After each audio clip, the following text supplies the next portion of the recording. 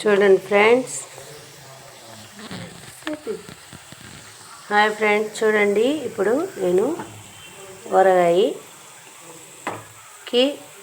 Chicken బాగా gold colour వచ్చేలాగా వేయించుకోవాలి.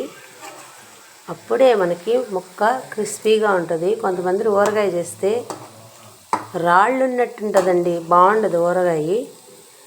మనము ఊరగాయ చేసిన అది ఇలా ఘనంగానే మెత్తగా ఉండాలి.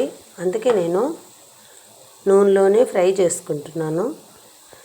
ఈ ముక్క ఎంత బాగా గోల్డ్ కలర్లో వస్తే అంత బాగా పచ్చడి నిల్వ ఉంటుందండి.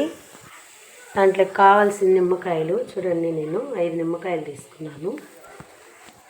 చేసి పెట్టుకున్న పదార్థం అండి, ఇదిగోండి పొడి. మీకు చూపిస్తానని చెప్పాను కదా.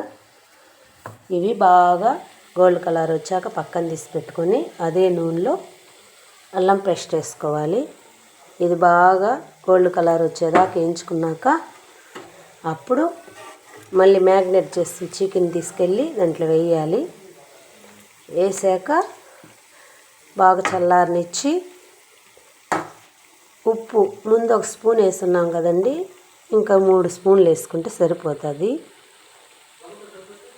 4 స్పూన్లు కారం వేసుకుంటే సరిపోతుంది.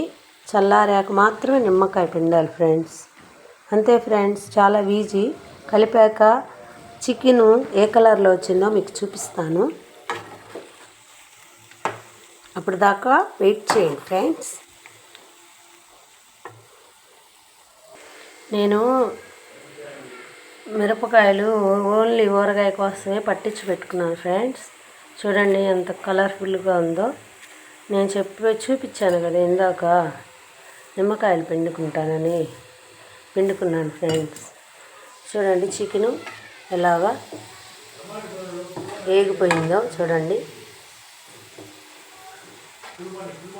బాగా ఇంకా కొంచెం గోల్డ్ కలర్లో వస్తే తీసేసుకొని అదే నూనెలో మనము అల్లం పేస్టు వేయించుకొని మళ్ళీ చికెన్ వేసుకొని కొద్దిగా అప్పుడు చికెన్ చల్లారాక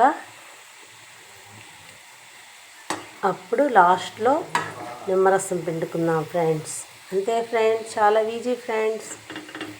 చేసుకునేదానికి అన్నీ ఉండాలి కానీ ఇంట్లోనే మనం ప్రిపేర్ చేసుకోవచ్చు. బయట తెచ్చుకున్నది బాగానే ఉండదు ఫ్రెండ్స్. మనం చేసుకుంటే మన ఆరోగ్యానికి బాగుంటుంది. ఎందుకంటే మన చేతులతో చేసుకుంటాం కాబట్టి. బయటది వాళ్ళు ఎలా చేస్తారో ఏమో మనకు తెలియదు. చూడండి ఫ్రెండ్స్, ఇంకొంచెం వేగితే తీసేసుకుందాం ఫ్రెండ్స్. అంతే ఫ్రెండ్స్, చాలా ఈజీ ఫ్రెండ్స్. ట్రై చేయండి మీరు కూడా.